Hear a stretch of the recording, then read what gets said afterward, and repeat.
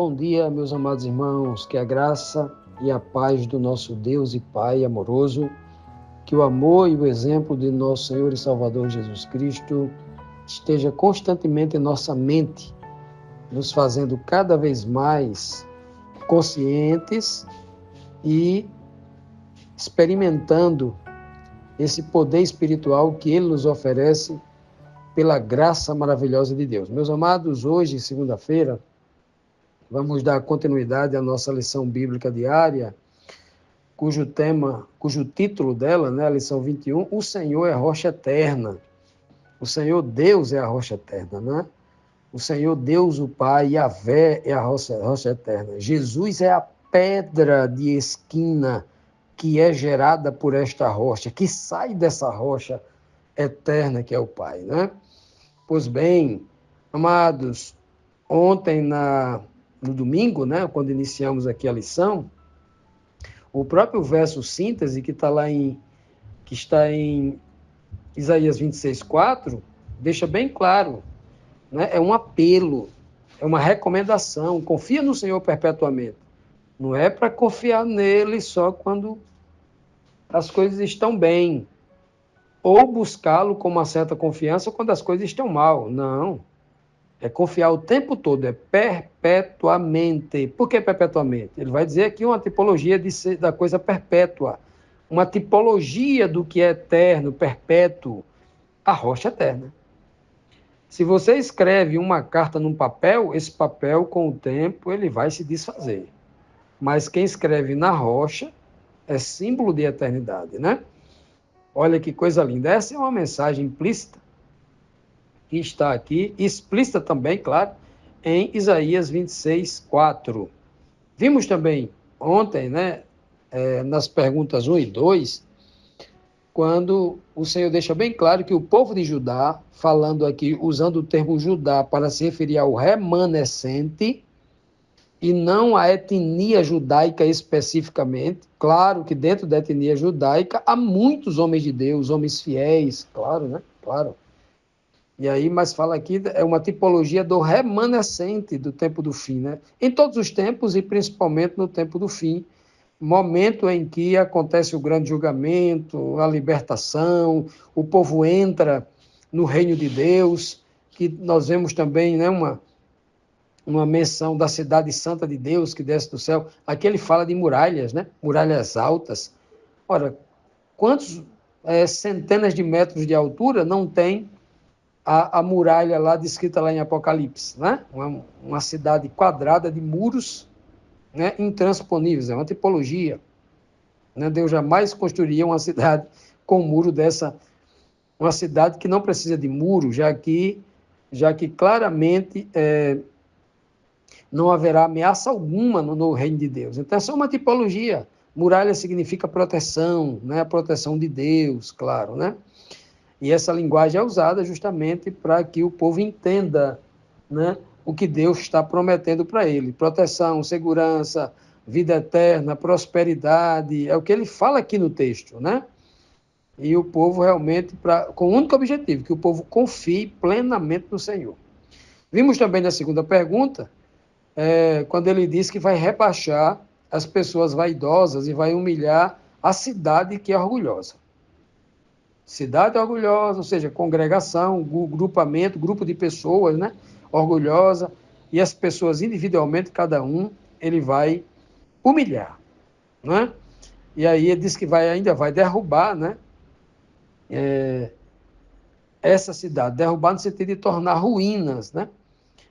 Tornar em ruínas, e ficarão pobres, arruinados, né, nesta pobreza, porque não foi humilde. E dando continuidade aqui à nossa pergunta de hoje, a primeira pergunta, a terceira da lição, temos aqui o seguinte questionamento: como é o caminho da pessoa íntegra? E qual deve ser o desejo do seu coração? O caminho das pessoas direitas é fácil, diz a Bíblia aqui em Isaías 26, 7 e 8, né? O caminho das pessoas direitas é fácil. Tu, ó Deus justo, tornas plano o caminho por onde elas andam. Ó Senhor, não seguimos o caminho das tuas leis, e em ti pomos a nossa esperança. o nosso maior desejo é conhecer-te e pensar em ti. Então veja aqui que o verso 7, né, mostra claramente que aqui é uma declaração muito consciente. E aqui tem uma pessoa humilde, muito consciente, que vai dar o testemunho. No texto anterior, nós vimos realmente que os prepotentes, os nariz empinados, né? Ele chama aqui de o altivo de coração, esse sujeito que não é humilde.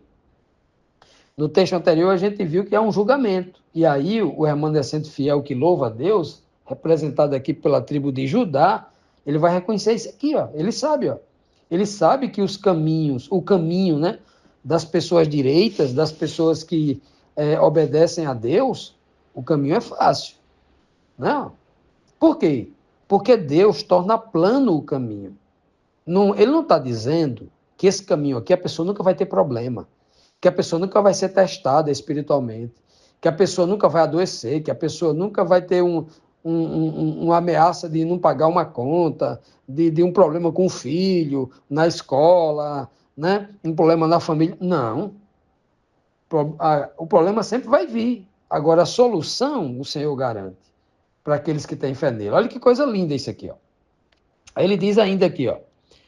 Aí entra agora o homem humilde, ó, que no texto anterior não existe. É um sujeito altivo que o Senhor vai julgá-lo, vai humilhá-lo. Aí ele aqui, ó, o remanescente, falando aqui, vai dizer, ó Senhor, nós seguimos o caminho das tuas leis. Olha como ele é obediente aqui, ó. Nós seguimos o caminho das tuas leis. E em ti nós colocamos a nossa esperança. O nosso maior desejo é conhecer-te e pensar em ti. Que coisa, né? Que declaração. A declaração de um verdadeiro remanescente, de uma pessoa fiel aqui, ó.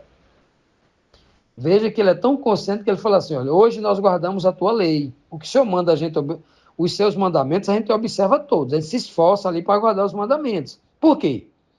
Porque a nossa esperança é no Senhor somente. Por isso que a gente obedece. Sabe por quê? Ele diz mais ainda. O nosso maior desejo é te conhecer pessoalmente. É quase isso que ele está dizendo aqui. E o nosso desejo também é pensar em ti o tempo todo. Ó, meditar na lei do Senhor de dia e de noite, como diz Davi. Então veja, meus irmãos, aqui como esse texto é maravilhoso. O texto anterior fala do altivo que vai ser julgado, vai ser humilhado, vai perder, vai sofrer, mas aqui tem o testemunho do humilde. Ó.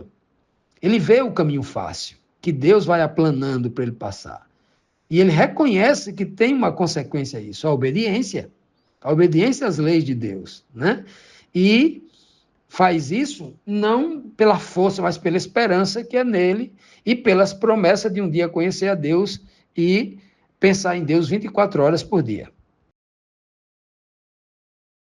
Continuando, aqui na quarta pergunta, a pergunta diz, como é a justiça de Deus para com o mundo e como agem os maus que estão neste mundo?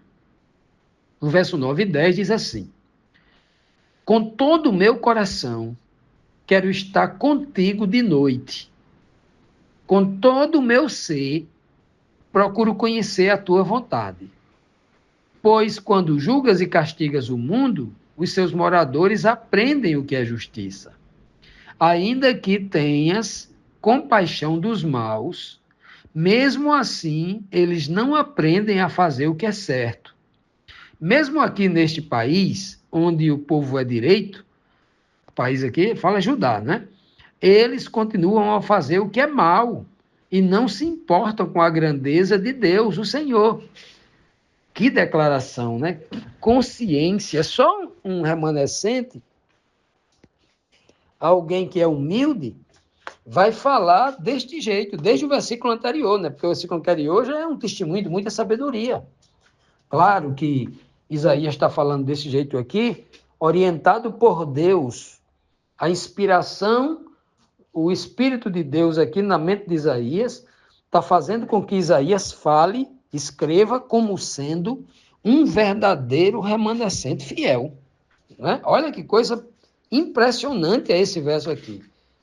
Esse verso, no verso anterior, ele disse que, olha, meu desejo, ou seja, o meu maior desejo é conhecer o Senhor pessoalmente, olhar para a tua face, não é? Não só conhecer, ver a pessoa de Deus, mas conhecer no sentido de ter uma intimidade, de entrar na sala dele, de sentar com ele e conversar horas, né? Saber tudo, como ele é, de onde ele veio, né? Essas coisas. E, obviamente, depois almoçar com ele na mesa dele. Então, essa declaração aqui tem essa força espiritual, tem essa mensagem espiritual implícita. E diz mais, olha, sabe qual é o meu desejo? É que um dia eu consiga pensar no Senhor o tempo todo, pensar, ou seja, o Senhor não sai da minha mente. As suas palavras, né? É, é, procurar entender por que, que o Senhor quer isso, faz isso, e o meu amor só cresça cada vez mais, justamente por conhecer cada vez mais o Senhor, né? E aí ele diz mais, né? Além de dizer isso, ele diz aqui, com todo o meu coração quero estar contigo de noite. Que coisa. Aqui, ó, aqui tem uma mensagem com várias direções, vários sentidos. Estar com ele de noite é como uma esposa quer estar com seu marido à noite. No caso de descansar em segurança, em casa, né? Ter aquela coisa da intimidade. O marido e a mulher hoje têm intimidade física, a relação sexual física. Mas nesse contexto aqui tem um outro, uma relação íntima, no sentido espiritual, de conversar, de entender, de compreender. E aquilo, essa conversa, essas revelações, trazer muito prazer ao coração, né? Trazer preenchimento, força, poder. Olha que coisa linda, não é isso aqui? Também tem estar contigo de noite, também tem um outro sentido. É na hora das trevas, na hora do sofrimento, na hora da dor aqui na Terra, né? Ainda como igreja militante neste planeta, na hora do sofrimento, saber que o Senhor está ali do seu lado para lhe proteger, para lhe guardar, né? Aí ele fala, por isso que com todo o meu ser, eu procuro conhecer a tua vontade. Que coisa, né? Aqui cumpre-se para aqueles que pensam assim e agem assim, claro, a promessa que está descrita lá no livro de Jeremias: buscar-me-eis e me acharei, quando me buscar de com todo o vosso ser. Aqui fala todo o ser, né? Lá fala, quando me buscar de todo o vosso coração. A mesma coisa, mesma coisa. Quando me buscar de todo o vosso coração. Que coisa linda, né? Que declaração. Essa declaração aqui não é feita especificamente por Isaías sem uma inspiração divina nele. Claro que Isaías está falando aqui inspirado e, obviamente, isso aqui é um desejo que se repete em todos os corações sinceros, todos os remanescentes fiéis de todos os tempos, inclusive o nosso tempo também. Ele diz aqui, aí ele vai explicar, vai dar aqui uma justificativa. Por que ele quer conhecer a Deus? Por que ele pensa em Deus? Por que com todo o coração ele quer estar com Deus de noite? Com todo o ser ele procura conhecer a vontade de Deus? Por quê? Aí ele vai dizer aqui, ó. Sabe por quê? Porque quando o Senhor julga e castiga o mundo, os moradores do mundo, eles só aprendem o que é justiça, né? Olha, só aprendem o que é justiça. Eles não aprendem o que é amor, eles não aprendem estando com Deus, querer conhecer Deus, guardar os mandamentos de Deus, buscar Deus com todo o coração, porque ama conhecer a sua vontade e estar com Ele. Não. O mundo não quer aprender com essa relação linda e maravilhosa de pai e filho. E o mundo só aprende com a justiça, com o castigo, que é o que está sendo dito aqui, e é uma verdade. É uma verdade que a gente vê com os nossos próprios olhos, né? O homem bruto, sem sabedoria, ele só aprende desta forma. O homem sábio, ele busca obedecer a Deus e quando ele está obedecendo os mandamentos, ele começa a enxergar o quão bom é aquilo, as consequências daquilo tudo, da obediência, ele percebe e experimenta isso. Ele diz assim, ó, ainda que o Senhor tenha compaixão dos maus, mesmo assim eles não aprendem. Eles não aprendem a fazer o que é certo.